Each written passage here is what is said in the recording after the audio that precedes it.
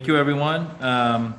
For the break, we are back. We will jump right into RC 19 curriculum. I will turn it over to Mr. Tranberg. Good afternoon, everyone. I'd like to start by lobbying for a before lunch position next on this Saturday. But thank you very much for your support with curriculum. And this is not just about written curriculum. This is about the written, the planned, the taught, the assessed curriculum. So thank you for your ongoing investment in that. I will start with just mentioning our instructional support specialist. I believe at our Thursday meeting or the meeting before, Mr. Maroney, you had asked about our SRBI numbers. So over the past 5 years, especially in literacy, those numbers have creeped up a bit. This budget does not ask for those 2.5 positions that we have in the grant this year. But I would anticipate that for FY24, we're going to be at a place where there is going to be a need for additional staff for literacy, not necessarily going back up to the 2.5, because we're seeing a disproportionate need across schools, especially with the EL population. And that's relevant here because the literacy interventionists also support our EL students at the elementary schools. So we have a large pocket of our EL students at Tokenique right now, plus our SRBI numbers are up a little bit at Tokenique. So there's a high need there right now. And the way that we can navigate that next year with our 1.5 FTE currently at each building budgeted for this, it might not necessarily be 1.5 at each building. There's some flexibility to staff those buildings as we need to, which has been done in the past.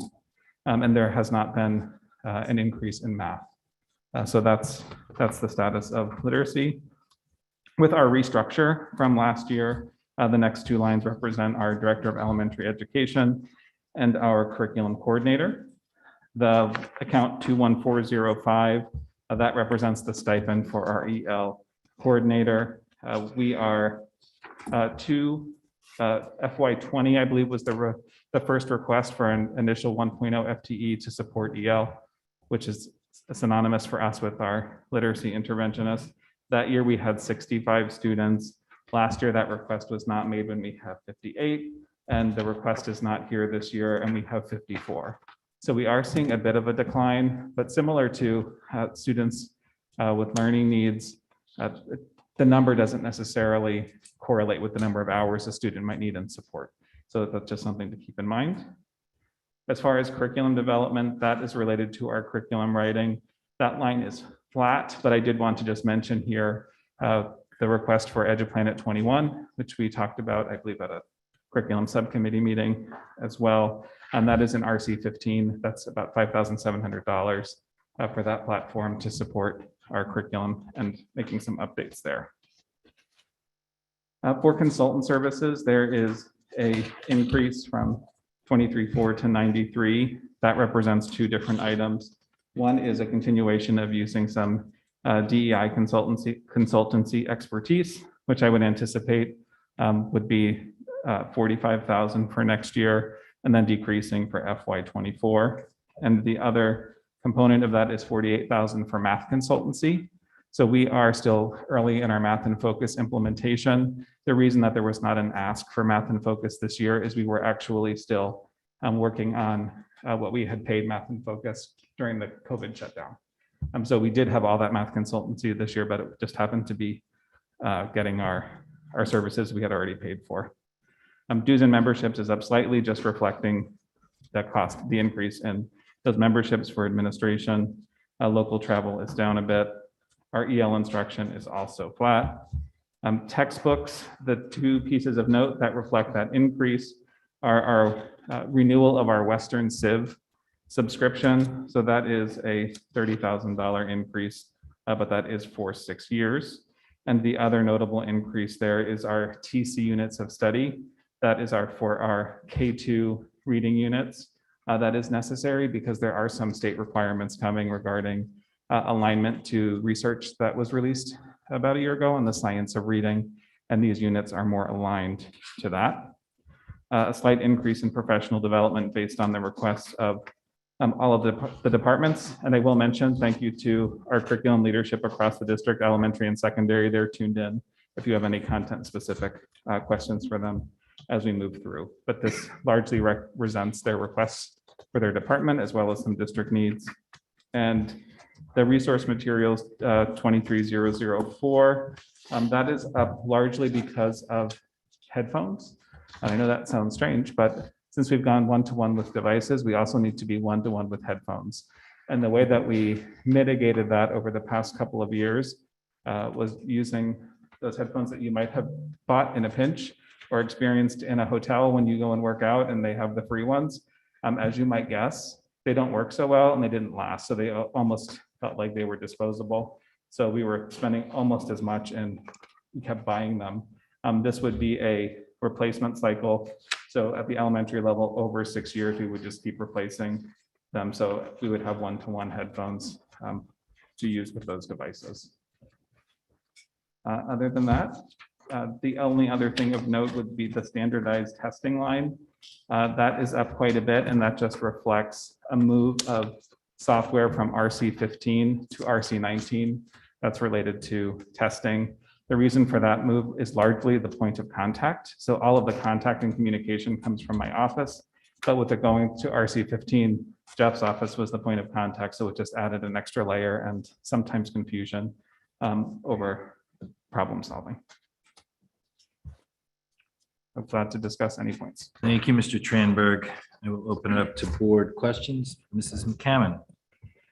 I have 2 questions. Thank you, Chris. The first thing I'd like to thank you for is the transparency on the list of things we're doing for professional development. I think it's really nice to see where those dollars are going. I would love to ask that we actually see some of the dollar breakdown, because then it helps also see we're prioritizing. And I actually relatedly would love to see us do the same thing for some of the other professional development dollars in the budget. Like, it would be nice to see that for special education, for example, so that we understand what that spend looks like. I think at the building level, it's typically a little bit different, right? So I don't know that it's so necessary there, but where we have large chunks of PD dollars, I think it's really helpful to see. And I have another question, but I can wait. You lose your train of thought? No, I have another one, but I can wait for the next round. All right, Jill, thank you. Mrs. Parent. Thanks, Chris. Curious more about the TC units of study, the K2. Can you just talk to what the new guidelines are and what the requirements are? And should we expect that will extend to 3.5 or is it stop K2? Right now, K2, and it's mostly because of phonology and phonemic awareness, which when you think about the science of reading, that is what many people thought was the gap for many years with Right. the TC units of study.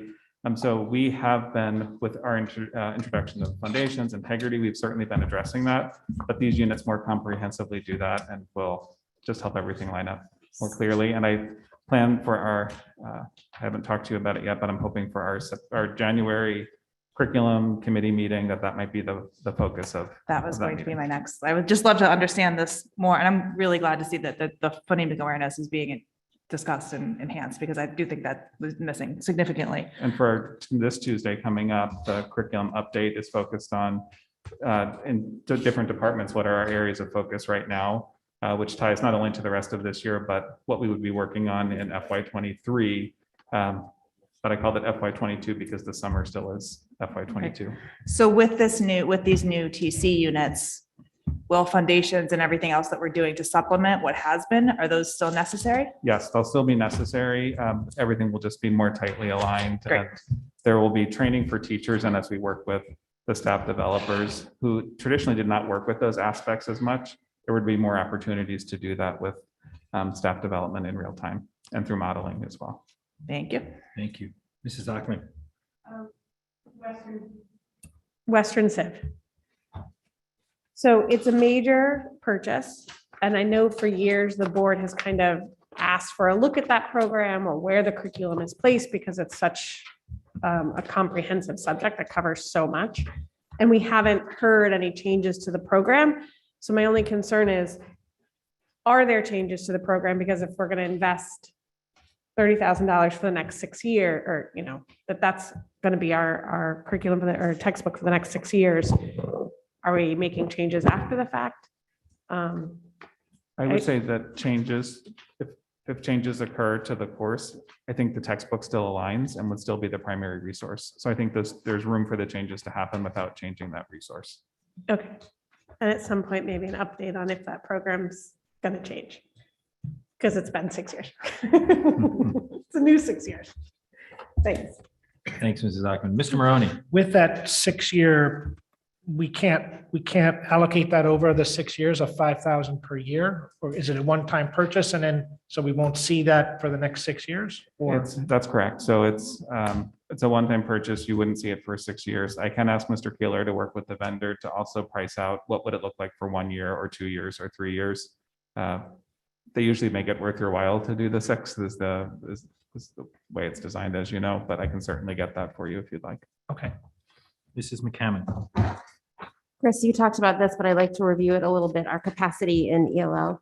So you said we were 66 2 years ago, then 50 some, what did you say those numbers were? 58 and then 54 this year. 58 and then 54. And right now, going into the upcoming year, our capacity would come from our literacy instruction. That's correct. And so what do we have in terms of capacity right now? Like what kind of swing could we handle?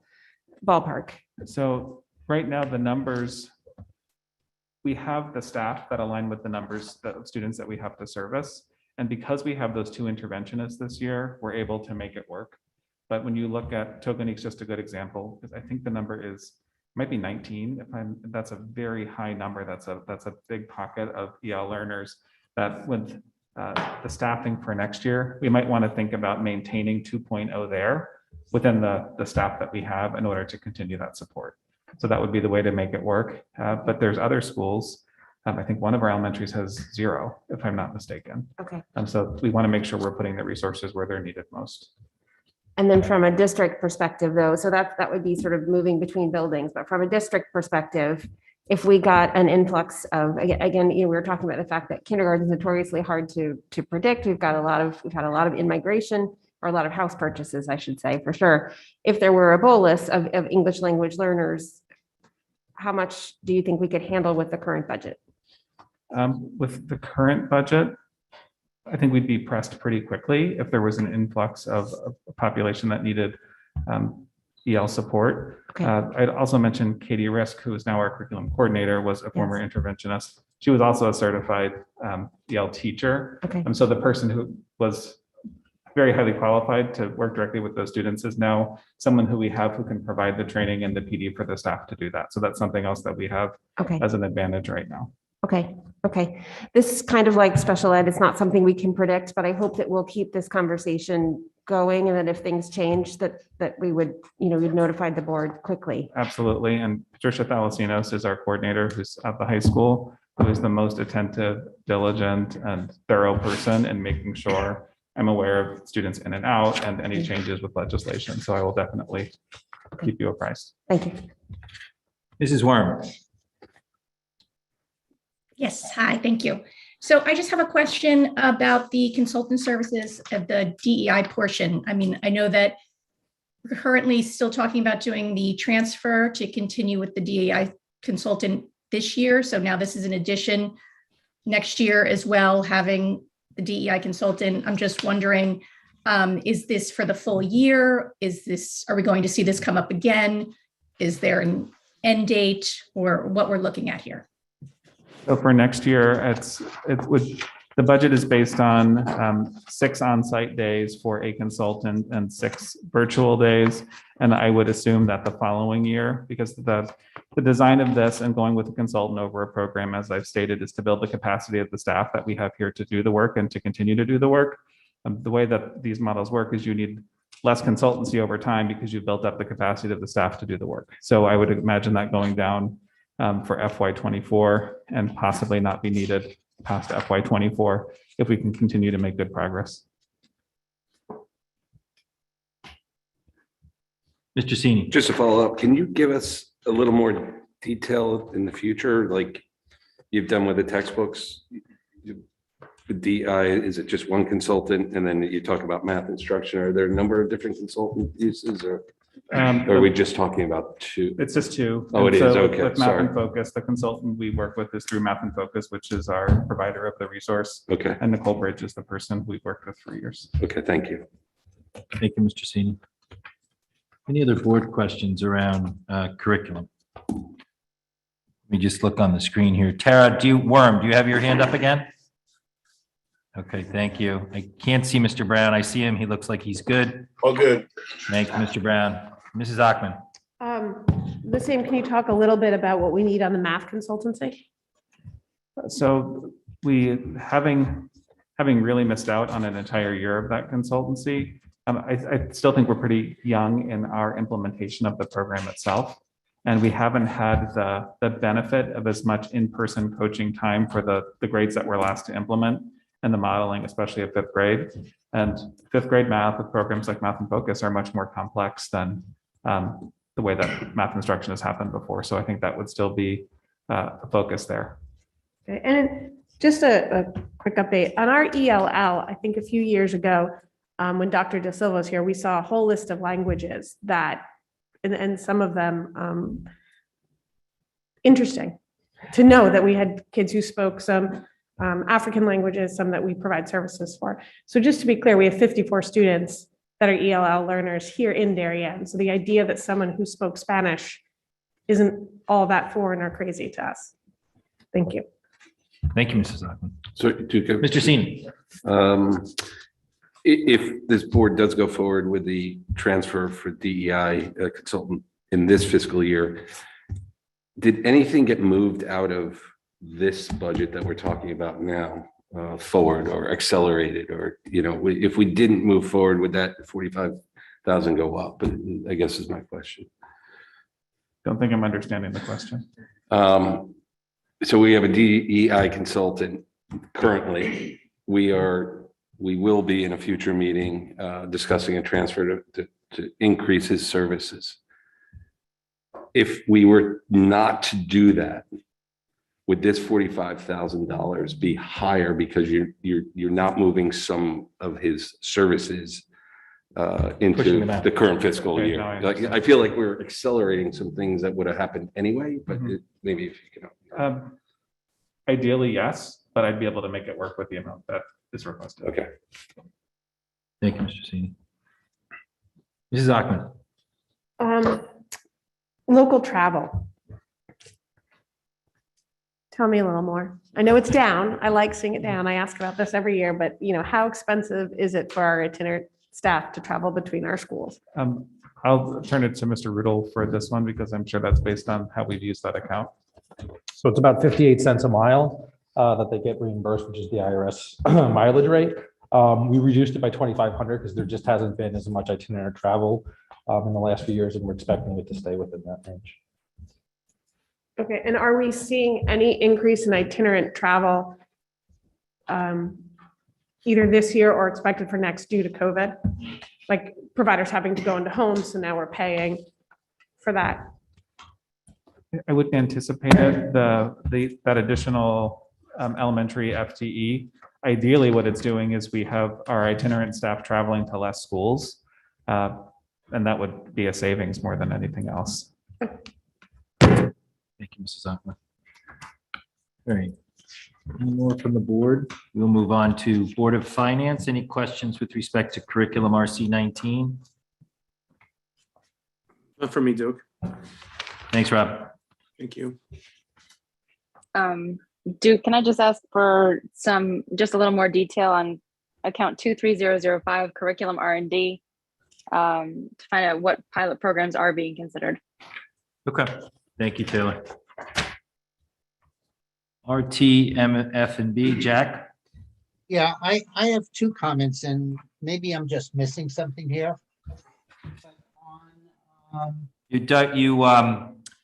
We lost you, Jack. Can you start again? Sure, I have two comments. I was looking in the book.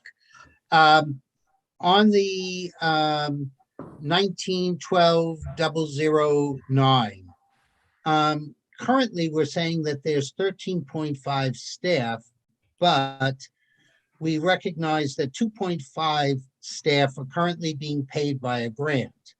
So either the 13.5 is an incorrect number, or we're increasing our staff by 2.5 to get it back to the pre-COVID.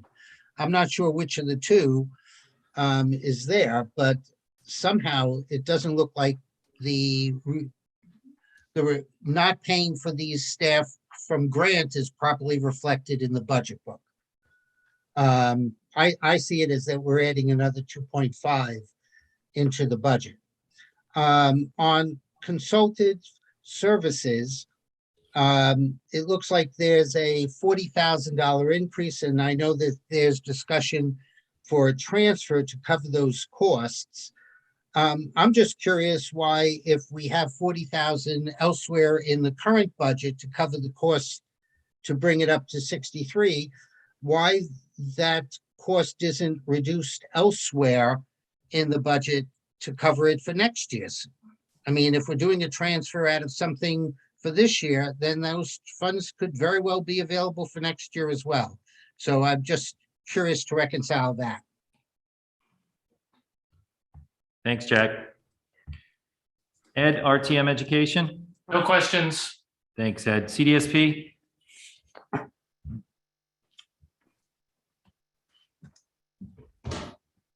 Just a few questions. Does the new Principles of Engineering course need textbooks? There are none budgeted for this new class. On page 150, the consultant, Marilyn Friend, are there plans to implement co-taught at the elementary level? And Margie Gillis, what are the future plans for implementation of the dyslexia screening program recently introduced in ELP? Are there plans to expand into K? We're asking this in this RC because we're hoping screening would be for all students, not just those with IEPs. Page 153, professional development. How much are we spending on language-based literacy programs?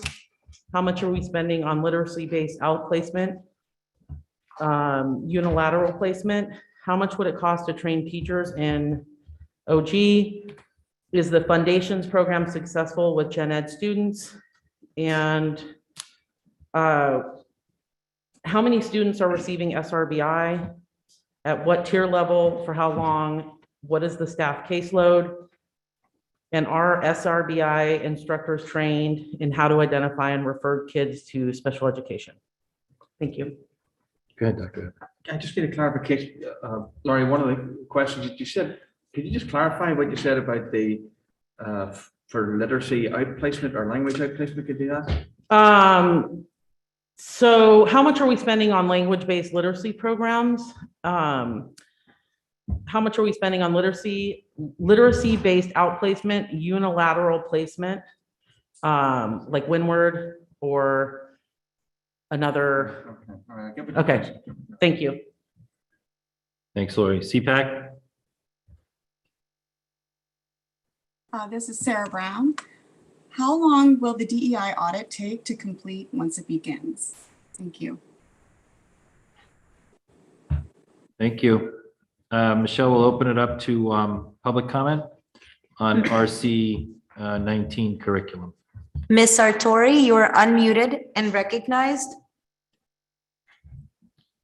Hi, thank you. I'm sorry, my question didn't get in, but relating to account number 2412, it says that there's a shift in where the funds are housed, but also there appears to be an increase. Could you just kind of explain that a little better?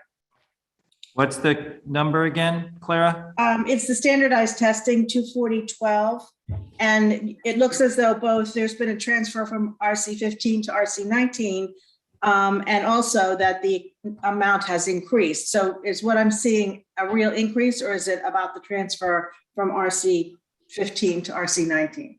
Great. Thank you, Clara. Thank you. Michelle, any additional public comment? There are no more raised hands. Great. Thank you. Thank you all. We will move on to RC 23, summer school. So RC 23 is assuming about 2,400 participants, similar to this previous summer. We are assuming, again, an in-person summer school.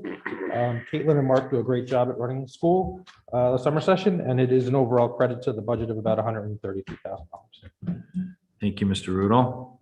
I will open it up for any board comment on summer school.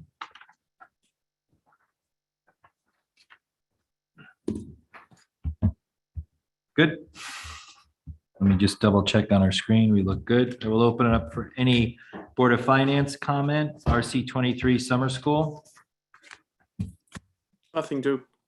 Thank you, Rob. Taylor? Nothing here. Thank you. RTM F&B, Jack?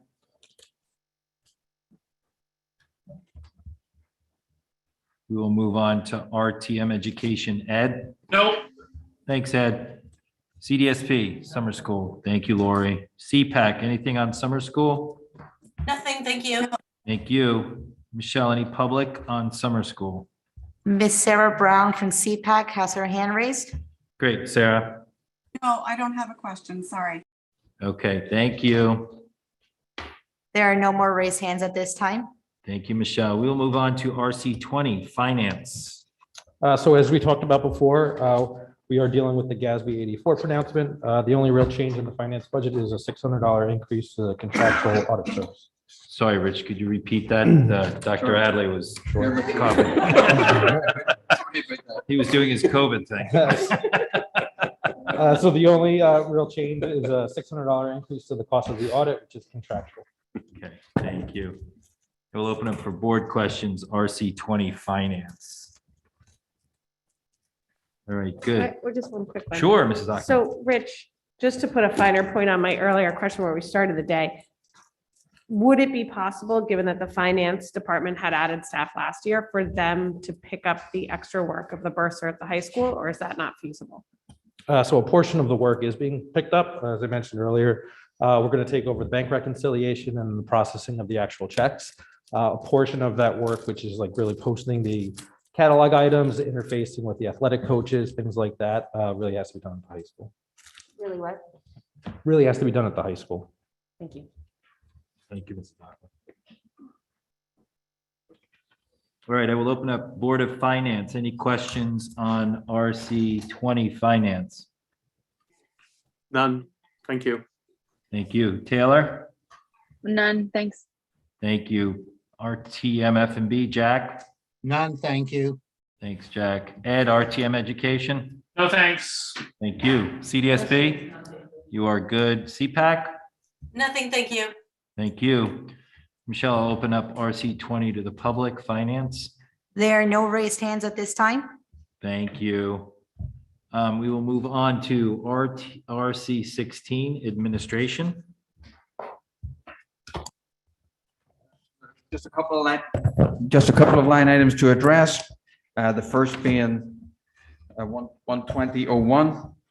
So we do, you'll see again here that we have come back again with the suggestion based on, actually even today, some of the discussions we have had to reinstate the demographer report. So that's in there at the moment. And then there's the $10,000 that I mentioned earlier for an open choice liaison person who would work with the students, the staff, the sending community, our community, just to be a voice and a point person for, and that'd be a part-time position just during the actual school year. The 180 days would be part-time.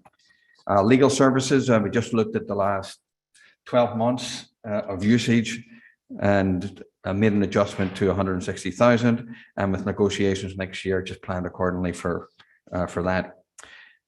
The only other one is just a slight increase, or well, actually, it's not really. It's just the board expenses. Are the board expenses for this remote learning and what we're doing at the moment in terms of remote board meetings and so on.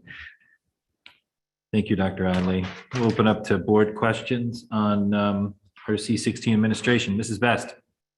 Thank you. On the liaison for open choice, is that a year after year expense, or is that a first year to get things rolling? To get it up and running, yes, but it would probably stay. I would think my experience has been something like that sort of stays. Thank you. Mrs. Worm, you look like you have a hand up. Yes, dues and memberships. Could we just get a breakdown so we know what it is for each one? Sure, we have within there, Tara, there's. Can you hit somewhere? Can you hear me? I can, yes. Okay, so in there's these things like the CES, and there's others that organizations that I belong to. So it's a combination between the district representation and alliance to these organizations, and also to mine. So we can certainly break them down. You know, that'd be great. Break them down for you. Yes. Thank you. Thank you, Mrs. Worm. Mrs. Ackman. Let's talk demographer. Go ahead. Go for it. Tell me more. Tell me why you need one every year. We skipped one. I know, and I'm happy we skipped one, but because we skipped one, we didn't always have a demographer for years, but it seems as if this administration would like one year every year. So I'm just trying to understand the need. Well, it's certainly right now, the variability that we're seeing, certainly the level of work that we need to do for people moving in and out is that's what obviously a demographer does. We're talking about open choice. So we've got quite a few variables on the table. I think you want to use the best and most latest information on these things. So And rely I on would just say information. the variable of people moving in and out. My thing is we have typically would bring in a demographer every couple of years, and we've had an internal rate and we've used different models and we've been fairly close. I have advocated that I don't think we need to spend the money for one every single year. And so we did skip a year. And so maybe we need one this year, but I'd like to understand, I don't see it as a yearly expense. And so I'd just like to understand if the administration is looking for someone to do this every single year. We used to have Malone and McBroom every third year. And our models ran pretty tight. We do have a lot of change in town. So maybe it's time to do it more frequently, but I think that's what's on the table. Do we look at a demographer every single year? Do we use our own internal models? Do we do every couple of years? Well, ideally, yes, I would do it every year, ideally. If the board didn't think there was a necessity for that, even this year, we're doing averages to project based on the last report that we had. But ideally, I would, but certainly for next year, I definitely would. But you, from an administration standpoint, you would do it on an annual basis? Yes. Okay, thank you. Mrs. McCowan. Whether or not we decide to do it on an annual basis, I feel strongly about doing it this year. Where we left off with Malone and McBroom, they felt that we would get a better persistence model after the census data came in, which we should have this year. We're looking at open choice, and we do have a lot of builds plus some new ones that are being discussed. So I would happy to discuss what it means going forward, but I would really like to see it done this year. Thank you, Mrs. McCowan. Any other hand Could raised? we, sorry, could we, as we make this decision, and I'm sure we know it somewhere, but could we get it, like when the projects on town are looking to come online? That might help me make a determination how I feel about it. Yeah, and I've spoken with Dr. Adley and I've spoken with Rich about phone calls coming in about signing up for school, about lease negotiations already going on with federal, which is moving along. So they are working with the town to get an update as to when those projects come more online. And that's why I do think it makes sense if we're going to do it this year. And if it is McMalone and McBroom, they've been part of it and they know some of the development that's going on. So I think that makes sense. Thank you, Mrs. Ackman. Anyone else? Sorry. Yeah, go ahead. While you have a train of thought. So as we're Late in the day. as we're looking at, I know, before I lose it. All right, let's go. Other board expenses, and it's minimal, but we do have an increased expense to our meetings, doing it in this forum. It's still COVID. I'm all for this forum. I think as a board, at some point, we need to talk about is YouTube and Zoom are now current practice, and realize that there's an additional expense there. Every time we do a special meeting, there's an incremental expense. I mean, they're tiny, but I just think we should start to, at some point, realize, is this a COVID model? But once we get back to operating without masks, is this our ongoing model? Thank you, Mrs. Thank you. All right, we good on board questions? Duke? Oh, sorry, Mr. Brown. Go ahead. Yeah, no problem. Sorry, missed the button. So two things. One, I just would like to follow Ms. McCammon and show my support for doing the demographers report this year, especially if we're going to be thinking about open choice and some of those numbers. Would be great to get that refreshed. And a comment that was just made about Zoom, and maybe this is better for Jeff earlier, but since it was just mentioned, I'll throw it out there. I know that, say, for instance, Microsoft Teams is free for schools to use. I don't know if we've ever looked at any alternatives to Zoom that might be more cost effective. Thank you. Thank you, Mr. Brown. I will move on to Board of Finance. Any questions on RC 16 administration? None, Duke. Thank you. Thank you. Taylor, are you good? All set, thanks. Thank you. Jack, RTMF and B? We're good, thanks. Thank you. Ed, RTM Education? Yeah, I have someone had one question. Some of this may have been addressed, but who is the open choice liaison? How is this person selected? And what does this consultant actually do? Thank you. Yeah, Dr. Adley gave some earlier description of that. It is no person that's been chosen yet, so we'll get some more descriptions on that. Understood. No, and you know, a number of the committee members have sort of left the discussion, but like the question was here in our group, and so I just, you know, it's on the paper. Sounds good. Thank you, Ed. CDSP, all set. CPAC, No, thank you. thank you. Michelle will open up to the public for any comments on administration RC 16. There are no raised hands at this time. Thank you. We will move along to RC 18, Personnel and Human Resources. I believe that goes to Marge. Well, really, this budget of mine is not really my budget because most of it is determined budget control and, you know. I've never heard that excuse before. I know. This budget is really not my budget. Thanks, Marge. I'm going to use that. I'm going to use that. Thank you. I wish I had control over it, but and there are a couple of changes. The certified staff column changes. I think that the teacher's contract changed in the last iteration to open up some additional courses that are eligible for salary. It didn't show up last year because of COVID, but you know, I think you're seeing that now. And the increase for the teachers and residents, I believe, is because they're not expecting a grant this year to defray some of the costs. And other than that, I defer to Rich on the rest. Any updates, Rich, from you? So in terms of turnover, we are budgeting 30 teachers turning over from an MA 19 to an MA 15. This year we had 54. It's actually going up to 56 teachers turnover, but of those 56, we really only saved materially on 30. So that's where we came up with the 30. There are 2 contracts that will be unsettled next year, which are the custodians and the maintenance. So you see that in contract support, which is why that number is up. Marge touched on it earlier, but we're anticipating 27 teachers eligible for a degree level change against 18 for the current year. And then the teacher and residents, there are still 2 in there, and it's just the contractual increase and then the partnership fee we're not expecting to be defrayed by a grant. So Rich, could I go, I didn't do my usual and talk about it, but as I'm looking here under long-term substitutes, you all left substitutes flat throughout the whole budget. Can you give a quick update on that? Sure. In terms of long-term substitutes, usually the fluctuation you see is when an employee is out on an unpaid leave of absence, and then we'll end up moving in the salary savings from that employee into long-term savings. You know, with the exception of some of the, you know, the most recent experience we've had, I'd say in the last week due to COVID, substitutes have been relatively flat this year. We've seen interns and building subs covering them. You will see in the next financial report, the new teacher MOU, which will likely increase substitutes a little bit, but we're not building that into the budget. So forgive me, I go back to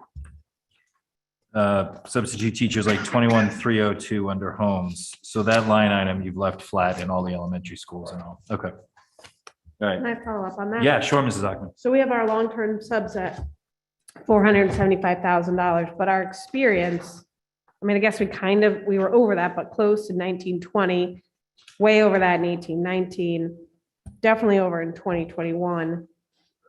We'll be over it this year by your estimate.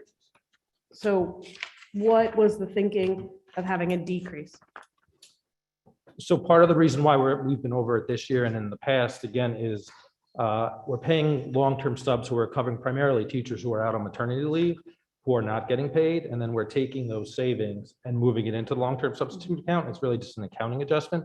The 475 really represents the teachers you're paying, the substitutes you're paying while you're still paying the teacher who might be out on a medical leave of absence and they're being paid sick days. So you're kind of paying both simultaneously. If we look back historically, that number has really worked out relatively well with some minor fluctuations, but you're usually always going to see money kind of go into that account as you take those salary savings from those who aren't being paid and then moving it to cover the cost of the sub who's covering for that teacher or employee.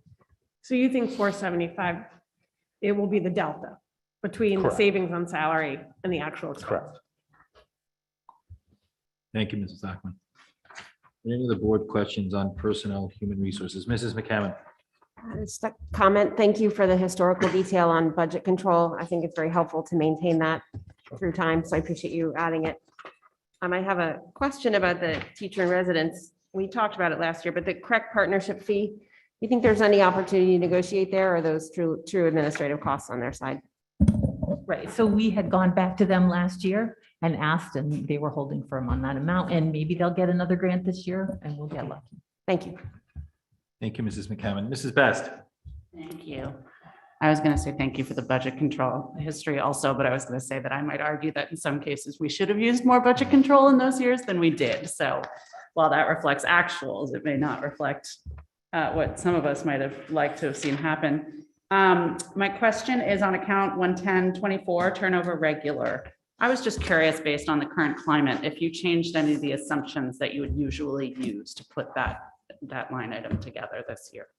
So we did not look at every teacher who left. We did see a significant increase in the amount of teachers who left. As I said, I think we're about 56 now. Not all 56 yielded a savings. And I think Marge kind of has said in the past, we kind of just trade teachers back and forth with other districts. And when that happens, you don't actually see that material savings, which is why we lowered it to the 30. Thank you. Mrs. Parent. I was gonna echo a similar question. I just want to be sure that we're doing all we can as a district to retain the teachers that we have. Everything you read and everything here is that the pressure that the teacher is under attack. I just want to make sure that they're doing as a district what we can to maintain the teachers. We really do try, and I know that it's just a hard time to be a teacher, but we're always talking, especially at cabinet level, of ways to show our teachers appreciation, give them a break when we can, but it's just, and everyone's desperate for teachers, so. Thank you, Mrs. Parent. Can I? follow Sure, up on Mr. the- Senior. On the turnover, Rich. So this year was, you didn't get the step differential that we've had in the past, and you explained that. This 19 to 15, did you adjust that at all? No, we left that the same. That's been, on an average, relatively close to what we saw in the 30 that we saved. What we really adjusted was the total count of turnover. Okay, so this is, the 19 to 15 is not, it's pre-COVID. Is that basically the way I should look at it? Even during COVID, I mean, it is an average. So sometimes we'll see somebody leave it at 19 and we replace them at a 5. Okay. Sometimes we see somebody leave it at 19 and we replace them at 16 or 17. So it's really more of an average across the 30. So you didn't see the average change that much Not this much. year. You just saw the numbers go up. Okay, So oh, much. sorry. Thank you. Thank you, Mr. Senior. Mrs. Dockman. Ms. Sion, as you do your exit interviews, how much of this is this turnover, or is any of this turnover related to COVID? And what's behind my question there is, would we expect significantly less turnover as hopefully we move to a less COVID intense environment? So last spring, a lot of it was due to COVID and people either deciding to leave the profession or deciding that they were going to go to Westchester and make a lot more money if they were going to be teaching in COVID, or they had literally the pick of positions all over the state. So somebody who was here, but who could all of a sudden get paid a decent amount of money to be closer to home. So, this year, the people who have left mid-year have all had reasons. Not all of those were COVID. Okay, thank you. Thank you, Mrs. Dockman. Any other questions? Personal Human Resources. Just look for Mr. Brown, Mrs. Worm. Okay, good. We will open it up to questions from Board of Finance, Personnel and Human Resources, RC 18. None, Duke. Thank you very much. Thanks, Rob. Taylor, anything? I'm good, thanks. Thank you. Jack, RTM F&B. Yeah, just one little comment, Marge. I understand this isn't necessarily your budget, but anything that's down 20%, I definitely take credit for. Thanks, Jack. RTM Education, Ed. No, thanks. Thank you, Ed. CDSP, they are good. CPAC. We're good. Thank you. Michelle, any comments from the public on Personnel and Human Resources, RC 18? There are no more raised hands. Great, thank you. We will move on to our last RC, COVID, RC 28. So we're not budgeting anything for COVID. We do show 3 years of historical actuals. So even if COVID goes away, we are stuck with this RC for at least 3 more years. Thank you, Rich. All right, I will open it up to any board questions on RC 28 COVID. I really do have a question. Sure, Sorry. Mrs. Ackerman. I know it's a lot of zeros, but where do we see the overtime that our nurses are paid for contract tracing? So for this year, it's in the ARP grant. Thank you, Rich. Thank you, Mrs. Ackerman. Looking for, that's where Ms. Brown now. Okay, good. I will move on to Board of Finance. Any questions on RC 28 COVID, which we are not budgeting anything for? None, thanks. Thank you. Me either. Thank you. Thanks, Taylor. Jack? None, thanks. Thank you. Ed? No. Thank you, Ed. CDSP? CPAC? None, thanks. Thank you. Michelle, any hands for the public? No hands. All right, we will move quickly to public comment. Michelle? You want me to read the entire instructions or just watch out for hands? Let's just watch out for hands. I think everyone understands the instructions. This is more specific to the 3-minute rule. There are no raised hands, Mr. Denny. There are no raised hands for public comment. So a big thank you. We are a little bit ahead of schedule and we've had some really good conversations amongst the board and questions and also from our partners in the public. So a big thank you for spending a beautiful day after a snowstorm Saturday with us to kick off the budget process. We look forward to working with all of you in terms of our partners and the community to get all our questions answered. And we look forward to the whole budget process in the next scheduled meetings. So may I have a motion to adjourn this meeting? Mr. Maroney, second by Ms. Best. Mrs. Best, all in favor? That is unanimous. Thank you all. Have a